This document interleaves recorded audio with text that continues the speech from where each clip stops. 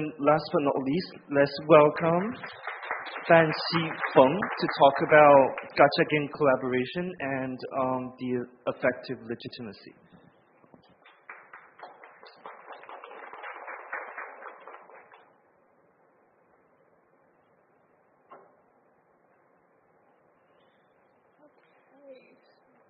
Hi everyone. I'd like to start with something that may feel quite familiar to many gamers in China today. So if you play mobile games, especially Gacha games, you probably noticed that collaborations are everywhere these days. So games collaborate with anime, other games, like food brands, fashion labels, sometimes even museums and public institutions. So these collaborations are often talked about as marketing events, fan service, or simply extra content adding on top of the game. But what I want to suggest today is that they're doing something more systematic. They're not just adding content, they're reorganizing how players' emotional attachments move, accumulate, and are put to work. So in this talk, I look at cross-media collaborations in China's mobile gacha games and propose that we understand them as a form of effective infrastructure, or in other words, something that quietly organizes how emotions move and generate value. So to do this, I draw on Sarah Ahmed's concept of affective economies, which suggests that affect, or our emotions, should not be understood as something that simply resides inside individuals, but as something that gains force and produces effects through circulation. And I examine three common modes of collaboration, each directing players' affect toward particular ends and converting it into value in different ways. So my interest in this topic started from a simple question. So why are collaborations so pervasive in gacha games, in contemporary gacha games in China? So at one point, I was playing up to 3 gacha games at the same time, and I constantly felt overwhelmed by the sheer number of collaboration events.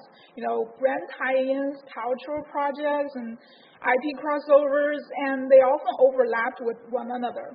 And I choose affect as my entry point into this question because we know that most gacha games in China are affect-intensive media products. So, and they are often experienced as companions, everyday routines, or even lifestyles. So over time, players develop relatively stable affective attachments to these games that deeply influence game-related consumption.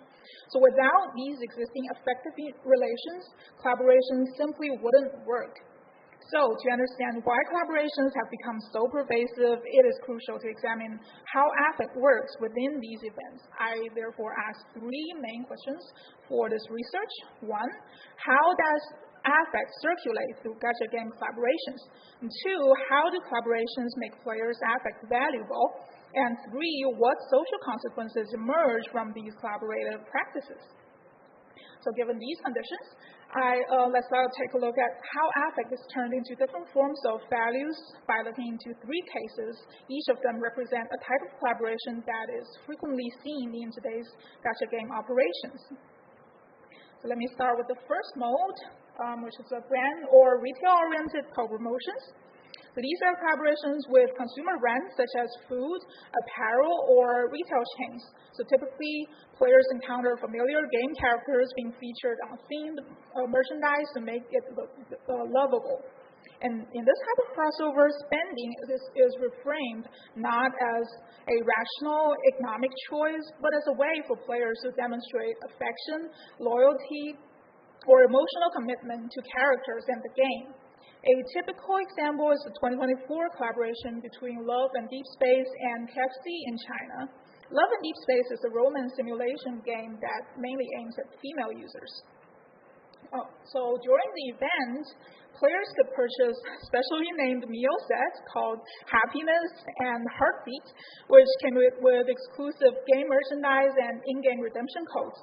And beyond the meals, KFC also set up themed restaurants for the collaboration all over the country, as well as some visual installations. Here you can see on the screen. In these spaces, participation often involves playful and performative actions. For example, players were encouraged to shout a slogan to the staff, play love and deep space, be a happy woman, or to show hand gestures symbolizing love and happiness in order to complete the event interaction. In this process, in-game characters function as emotional mediators between players and the commodities, and the limited availability, commemorative value, and in-game rewards further intensify this emotional motivation. And consumption is no longer just about acquiring food or merchandise, but about participating in a shared affective ritual. And physical spaces such as themed restaurants materialize affect and turn everyday consumption into a participatory experience. As a result, affect becomes a resource that facilitates monetization while appearing voluntary, pleasurable, and even meaningful to the players. So let me move to the second mode of collaboration, which is the cultural or state-oriented collaborations in which games partner with museums, heritage initiatives, or public institutions. By allowing in-game characters to co-appear with institutionally sanctioned elements, such as museum artifacts and traditional Chinese art forms, these collaborations blur the boundary between fictional game worlds and publicly endorse domains in real life. A representative example is the Genshin Impact's 2023 collaboration with the Sanxingdui Museum in Sichuan province. Sanxingdui is a nationally renowned archaeological site associated with a major Bronze Age civilization, and it has frequently been framed in official discourse as a major cultural achievement and a source of national pride. In this collaboration, the game prominently featured Zhongli, who is one of Genshin Impact's most popular characters. The developers designed an elegant traditional outfit for him, specifically for this event, which quickly became the focal point of player discussion. Zhongli also appeared as the central figure in a series of promotional videos introducing Sanxingdui's iconic bronze artifacts, as you can see in the screenshots on the left. The collaboration extended beyond the game itself. So during the event period, the Sanxingdui Museum recreated a physical version of the Yuyue Harbor, which is the game's China-inspired city, inside the museum. As you can see from these pictures on the right, so visitors could walk through this space, participate in themed activities, and receive limited edition commemorative items. And importantly, these collaborations do not require players to understand archaeology or to engage with explicit political messages. Instead, through effective alignment, they invite players to feel admiration, pleasure, or pride toward officially recognized symbols and meanings through character-centered narratives and aesthetic design. In this sense, they function as a soft mode of cultural governance in which players' emotional engagement is gently oriented toward officially endorsed cultural frameworks with minimal risk of provoking resistance. At the same time, such collaborations lend games symbolic legitimacy as acknowledged cultural actors within a social context where digital games have long been viewed as frivolous, harmful, or even culturally suspect. And this legitimacy matters because it also helps smooth game companies' relationships with regulatory authorities whose oversight is crucial to their survival and long-term development. Okay, so the third mode, intergame and IP crossovers, connects a hosting gacha game with other media franchises, often through in-game events that introduce famous characters from other fictional worlds. Rather than directing affect outward toward consumption or external legitimacy, this mode primarily channels affect inward into the hosting game. Such crossovers bring together emotional investments, fan attachments, and symbolic associations from previously separate franchises. They allow affect to be intensified and redirected back toward the game itself so that it feels more attractive, more meaningful, and worth staying with over time. So the example I use here is Reverse 1999's 2025 collaboration with the Assassin's Creed franchise. Reverse 1999 is a turn-based mobile gacha, Like many large-scale crossovers of this type, the collaboration took the form of a full in-game major version update.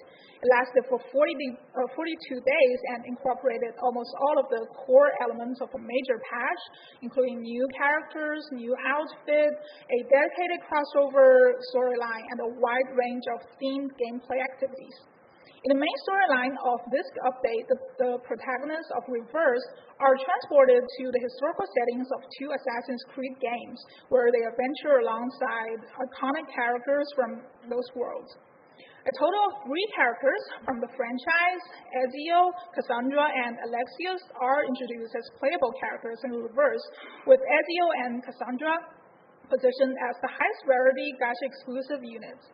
Through this kind of crossover, the hosting game is effectively enriched through association. This happens not only through the symbolic status of the collaborating IP, but also through shared memories, fan attachments, and expectations of pleasure that players bring with them. So as a type of resource, this affective energy can then be reinvested and further converted into long-term play habits, consumption practices, or additional forms of legitimacy. However, this particular collaboration also sparked significant controversy within the player community. Many players argue that Cassandra's character design had been noticeably weakened in the crossover. So here on the left is what she looked like in the original game, and this one on the right after traveling to the universe of Reverse. So compared to her original depiction in Assassin's Creed as a physically strong woman, her illustrated appearance in Reverse was seen as more pale, young, and slender. This discrepancy was widely criticized as a deliberate adjustment catering to conventional and objectifying standards of female beauty, and it triggered a substantial backlash within the community. And some frustrated fans protested by modifying Cassandra's image Reverse to better align with their own expectations and preferred interpretations of the character. So here are some highly quoted examples I found on social media. So apparently these reactions deviated from the company's expectations, and rather than strengthening the game's reputation, this collaboration arguably damaged it to some extent. So this example demonstrates that the flow and conversion of affect in collaborations is not fully controllable by game companies. While developers attempt to mobilize and redirect affect, players retain a degree of agency in negotiating how that affect is translated and whether symbolic associations are accepted, contested, or outright rejected. So to conclude, by bringing these 3 modes together, I want to suggest that collaborations in China's Gacha game ecosystem function as an effective infrastructure through which emotions circulate across domains and are converted into different forms of value. While Gacha games already operate as systems that generate and sustain effective attachments, collaborations significantly expand the scope and reach of this circulation. So they allow affect produced within games to travel further and to become more liquid and exchangeable. This process operates without overt discipline or explicit persuasion. Effective circulation is enabled instead through positive emotions such as players' affection for characters, pleasure in gameplay, and everyday emotional attachments that feel natural and voluntary without requiring players' reflexive awareness, explicit consent, or conscious political alignment. And in the meantime, the circulation processes are guided toward anticipated economic, cultural, and political outcomes. In doing so, they function as effective tools for reorganizing power relations between players and the companies and the institutions that design them. This capacity to align effective circulation with broader systems of value and governance effectively and painlessly may explain why collaborative events have become such a central and normalized feature of the Chinese gacha game industry. So I hope this article will offer an affect-based lens through which to understand the Chinese gaming industry and the cultural politics that structure it. And at the same time, we should also remember that players are not passive recipients, and effective circulation is not fully subject to corporate orchestration. When collaborations attempt to redirect affect in ways that conflict with players' values, pleasures, or attachments, these processes can backfire. So player resistance thus marks the limits of effective governance and reminds us that circulation always involves negotiation rather than total capture. So thank you. Thank you. And maybe do we have any question from this side? Because I always look at that side. Okay, we'll go for this mic. Yeah. Okay. How much do you think the directional nature of some of these collaborations has an impact on the affect? Like, I'm trying to think of an example here. I guess the reverse 1999 example with Assassin's Creed, that seems like it was more targeted to the reverse 1999 player base than it was, say, the Assassin's Creed player base. So do you think the potential power balances between the prestige of these games or brands and who these collaborations target has a big effect on this affect-driven view? Well, actually, I thought about this question about prestige because there's kind of like a hierarchy between those AAA titles, very classic ones, and these kind of mobile, kind of casual games. But I also looked into other cases in this type, and I found that it's not always true. I would say that there might be this kind of this relationship, this kind of imbalance in this case. But there are also other cases like collaborating with, even Gacha games collaborating with other Gacha games, and this is also quite common. So I tend to define it more like alignment, attracting players from aligning more player bases. I think would be more. I don't know. Maybe this kind of defines us better. Yeah, this is what I think. Cool. Thank you. Thanks. Nice. Other questions that we have in the front row?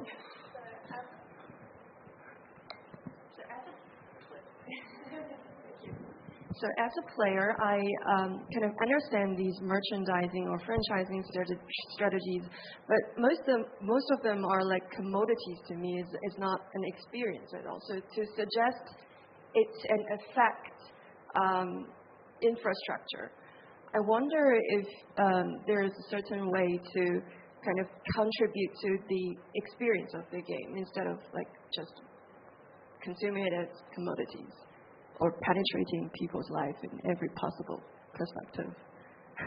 You mean using collaborations to enhance playing experience? Yes, because you suggested an effect. And in the first category, is that? Sorry? Yeah, because as I mentioned, in the third one is mostly in-game collaborations. But if it's for consumption, usually it's about consuming and also merchandise. And in the second mode is kind of the mixed one, so both in-game content as I just showed and offline. Yes, this one that includes both in-game content and offline activities. So I was just wondering if you're referring specifically to the first one or just all of them. I didn't recognize there are in-game specific plots adds to. Because to me it kind of depends on which type of collaboration. I think they're using different strategies for it. For the first one, you see restaurants and you see visual installations and the big screens, and also merchandise is mainly about purchasing merchandise or commodities and service. stuff like that. And yeah, as you can see, the second one to me is kind of mixed. And in the third one, as you see, this is a major in-game patch. So it happens more in-game. So if you're referring to like using like all kinds of collaborations, or just maybe the first one, the consumption one, or I guess it's like more experiential in-game instead of outside of the game collaboration. Yeah, I think game companies would kind of use diversified strategies to like kind of attract more players. Yeah. All right, so thank you for due to the time limit. If you have anything to talk to discuss with all of the presenters, you can talk to them during lunch.